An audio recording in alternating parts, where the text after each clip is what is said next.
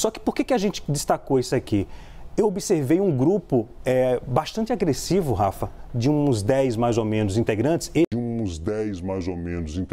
O repórter da CNN, que analisou mais de 160 horas de imagem, fez uma observação muito importante. Nós vamos trazer aqui nesse boletim VPN número 5, boletim Vista Pátria Notícias. Além disso, você verá, Alexandre de Moraes acabou de dar 48 horas para a Polícia Federal ouvir o general. O governo muda a postura na CPMI e você verá também um número de assinaturas que é referente à instalação da CPMI. Também vai ter o Dia do Exército, cenas interessantes que aconteceram no Dia do Exército, e também Carlos Bolsonaro e Biden fazendo doação para o Brasil. Tudo isso agora, por isso inscreva-se, já deixa o like aí para poder o YouTube mostrar esse vídeo para mais pessoas. Compartilhe o vídeo aí, pessoal. Vamos lá, o repórter da CNN que recebeu as imagens e passou a madrugada inteira, só volto a ressaltar aqui, ele recebeu essas imagens após o Pacheco fazer aquela manobra para impedir a CPMI. Então, quem vazou essas imagens tem interesse na instalação da CPMI. Tá? Fica muito claro, porque ele passa a madrugada inteira. Aquela bomba de ontem é soltada pela manhã, durante o programa matinal da CNN. O repórter que estava anunciando, o repórter não, o âncora, o Rafael, nem sabia o que estava acontecendo. E vocês verão aqui uma fala do qual eu fiz um compilado, fiz uma edição, tá? Ou quem quiser ver completo, veja na CNN. Mas ele falando sobre tudo que ele viu ali, e eu peguei esse trecho que levanta um ponto muito relevante. Vejam aí. Eu acompanhei 160 horas das gravações. Nessa segunda derrubada do relógio, Rafa, há um outro grupo, uma senhora, que tenta ajeitar o relógio, que já está todo quebrado no chão, né? Por que eu mostrei isso? Só que por que a gente destacou isso aqui? Eu observei um grupo bastante agressivo, Rafa, de uns 10 mais ou menos integrantes. Esse aqui é um dos, e depois, olha, há um invasor que reclama porque ele quebrou. Observei um grupo muito agressivo, um outro grupo que queria ajeitar, que não queria ver nada, arrumar uma mesa, e um outro grupo que foi na onda para poder quebrar também, né? Então, observei esses 3 pontos. Então, ele afirma ali que o grupo era de aproximadamente 10 pessoas, um grupo violento. Vocês estão vendo o homem que já assistiu às 160 horas de filmagem. Ele passou a noite toda assistindo aquelas horas de filmagem.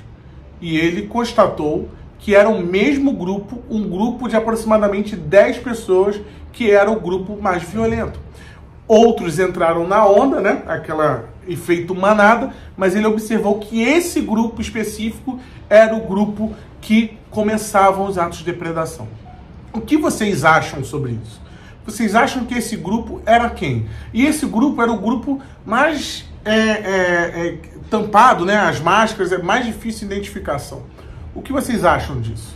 Comente aqui embaixo o que você acha dessa fala do repórter, né? O que é esse grupo específico de 10 pessoas, ou menos até, que fez esse estrago todo no Palácio.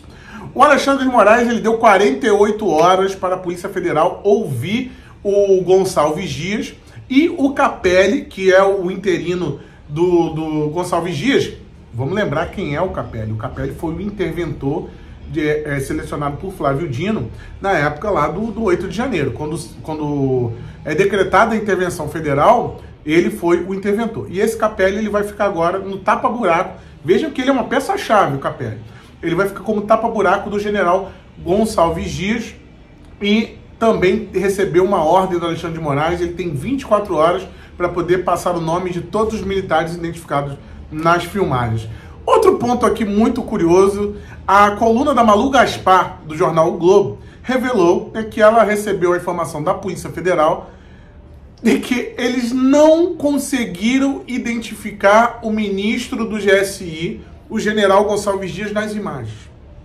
A Malu Gaspar afirma que a Polícia Federal não conseguiu identificar um ministro de Estado nas imagens. A mesma Polícia Federal que identificou mais de 1.300 pessoas num campo de concentração, a mesma Polícia Federal que faz constantemente busca e apreensão e mandados de prisão na casa das pessoas com essa Operação Lesa Pátria, ela Passou despercebido. Aquele senhor careca ali, ela não conseguiu identificar. O Andrei, diretor da Polícia Federal, estava ontem no Palácio do Planalto participando da reunião com Flávio Dino, Alexandre Padilha e Rui Costa. O que podemos entender da Polícia Federal? Eu fiz esse questionamento ontem aqui no canal, né, com um vídeo sobre atualizações de um plantão que a gente fez aqui. Como a Polícia Federal tinha as imagens, porque, óbvio, que agora entra o questionamento, se o GSI diz, olha, gente, eu coloquei sigilo, inclusive o GSI colocou um sigilo de 5 anos, foi revelado isso ontem. Eles colocaram um sigilo de 5 anos nas imagens, agora sabemos por quê. Eles disseram que era por questões de segurança nacional. Para a CPI do Distrito Federal, eles disseram que era porque os gigabytes eram muito grandes. Pô, hoje em dia tem HD externo de 1 tera, né? Mas era 250 gigas e aí era muito grande. Pelo visto não foi problema para o repórter da CNN. Ele conseguiu ter acesso a essas imagens. Talvez ele tivesse um bom HD, né? Uma tremenda de uma desculpa esfarrapada. Aí ontem na nota, quando é revelado aquilo, o Gonçalves Dias, ele diz que isso já tinha sido encaminhado para o Ministério Público e Polícia Federal. Né? Sendo que tem uma repórter da CNN que disse que teve contato com a PGR e nem a PGR tinha conseguido essas imagens. Né? Ele afirma que enviou para o Ministério Público e para a Polícia Federal. Então, se a Polícia Federal tinha acesso às imagens e a Polícia Federal já está na 10ª fase do que eles chamam de Operação Lesa Pátria, como é que na 10ª fase eles ainda não conseguiram identificar aquele senhor careca dando ordens ali, né, e orientando pessoas e entrando com uma chave na sala do presidente da República? Dá para confiar nessa versão da Polícia Federal? Né? Isso é um escândalo. Né? Isso é um escândalo, e aí eles alegaram para Malu Gaspar que não conseguiram, não deu para perceber. Dá para acreditar num negócio desse? Pessoal, lembrando aqui, né, que esse trabalho que a gente faz acaba com uma pressão muito grande, até mesmo questões legais, a gente pode ser preso a qualquer momento aqui. Sabemos que isso é uma realidade no Brasil. Então, se você gosta do meu trabalho aqui, gosta do boletim, gosta das notícias atualizadas, você pode colaborar conosco enquanto nós ainda não temos a área de assinante, né? Você pode ajudar com qualquer valor através desse Pix que está aí na tela ou da conta corrente na descrição. Em breve a gente vai aprimorar isso para não ficar só esse negócio de Pix, mas por enquanto é o jeito que a gente tem hoje de você colaborar com o nosso trabalho. Então, se você gosta do que eu faço aqui, você pode ajudar através desse Pix. E vamos lá, né? Diante disso tudo aí, desse cenário que está posto, o governo passou a apoiar a CPMI. É muito importante esse ponto aqui. Vamos ver o Alexandre Padilha rapidinho agora pela manhã, que ele é o ministro da Casa Civil. Na nossa opinião, o vazamento editado dessas imagens cria uma nova situação política e, por conta disso, orientamos o líder da Câmara, o líder do Senado, o líder do Congresso, no diálogo com os líderes dos partidos que compõem a base, tanto na Câmara quanto no Senado, a afirmar claramente, desde ontem, que caso a sessão do Congresso, na próxima semana, tenha a leitura da instalação de uma CPMI, que, na minha opinião, será a CPMI que vai apurar o golpe e o atentado terrorista do dia 8 de janeiro.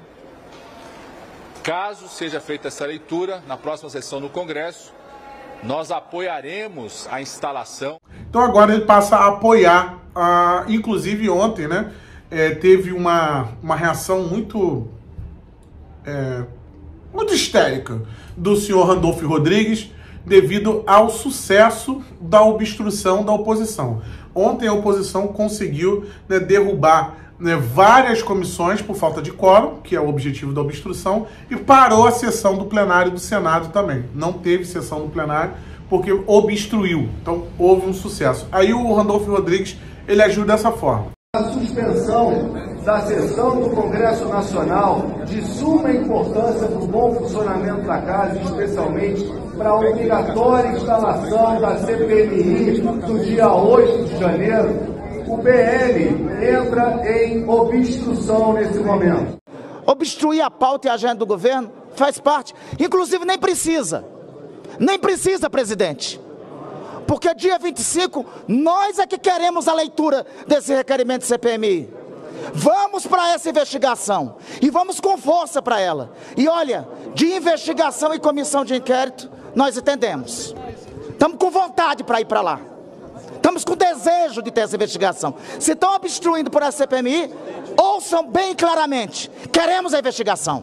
E eles estão na intenção de conseguirem tomar conta da CPMI. O André Fernandes, ainda há pouco, disse que não há menor possibilidade de negociação, que a oposição ficará com a presidência e a relatoria. O Felipe Carreiras, que é o líder do bloco dos 173 deputados, o bloco ligado ao Lira, disse que vai tentar a relatoria. É muito importante que essa relatoria esteja na mão do PL, tá? E a presidência, de preferência, também com alguém da oposição, pode até ser desse bloco do Felipe Carreiras, mas que seja aí de um partido de centro-direita. É fundamental. A oposição está de parabéns até o momento, nessa queda de braço, tá? Muita gente achou que o governo ia vencer na questão das assinaturas, não conseguiram. E anteontem, quando eles tentaram aquela manobra vexatória do Rodrigo Pacheco, alguém liberou essas imagens aí, né, e fez com que o tema voltasse à tona e ficasse impossível não ter uma CPMI. Então eles têm mais uma semana para isso. Vamos aí, né, confiar nos esforços da nossa oposição, que tem, para bater palma o que eles estão fazendo até agora, né, um esforço gigantesco, e tem conseguido. Né, óbvio que foi coisa da oposição esse vazamento ontem, né, e trouxe à tona, fez com que a CPMI fosse uma questão que não desse mais para voltar atrás. Inclusive, o número de assinaturas aumentou muito. Eram 194 assinaturas de deputados, agora já tem 218 assinaturas, e os senadores não aumentou, continua 37. Lá no Senado o negócio... Mas dos deputados aumentou bastante, tornando impossível, né, o acobertamento aí dessa conivência, dessa, no mínimo, omissão do governo federal diante dos fatos ocorridos no dia 8, tá? Então, é um importante ponto aqui. A oposição vai resistir a isso, vai ser uma semana agora que eles viram que não podem impedir, vão tentar penetrar ali na mesa da CPMI. E aí cabe, mais uma vez, eu repito aqui, cabe aos políticos profissionais, cabe à oposição, cabe àqueles que estão lá negociando dentro do parlamento a impedir que isso aconteça, né? A nós aqui, o povo, cabe apenas cobrar a verdade da maneira que nós possamos fazer isso. Inclusive, vai ter uma manifestação nesse sábado, 10 horas da manhã, em Copacabana, tá? No Posto 5. Estarei lá presente nessa manifestação. Lembrando, gente, manifestação ordeira, pacífica, como sempre foi. Não terá carro de som, não terá nada, terá só o povo, tá? E vamos lá para essa manifestação dia 10 aí em Copacabana, tá? Então você aí que é do Rio de Janeiro, preste atenção nesse ato, ato pacífico, que se tiver alguém aí com má intenção, já identifique logo e já entregue para a polícia imediatamente, tá? O dia do Exército foi ontem, né? E essa cena impressionante aí de todas as Forças Armadas prestando continência ao Lula realmente muito esquisito, né? E tivemos aí o povo ausente dessa festa enquanto o Lula esteve presente. Antes, vamos ver aqui as imagens, né, do general Tomás falando. O Exército Imortal de Caxias, instituição de Estado, apolítica, apartidária, imparcial e coesa, integrada à sociedade e em permanente estado de prontidão, completa 375 anos de história. E vocês viram que essa postura do Exército permitiu com que o evento fosse dessa forma aqui, ó, só autoridades e os blindados, e não tivesse o povo.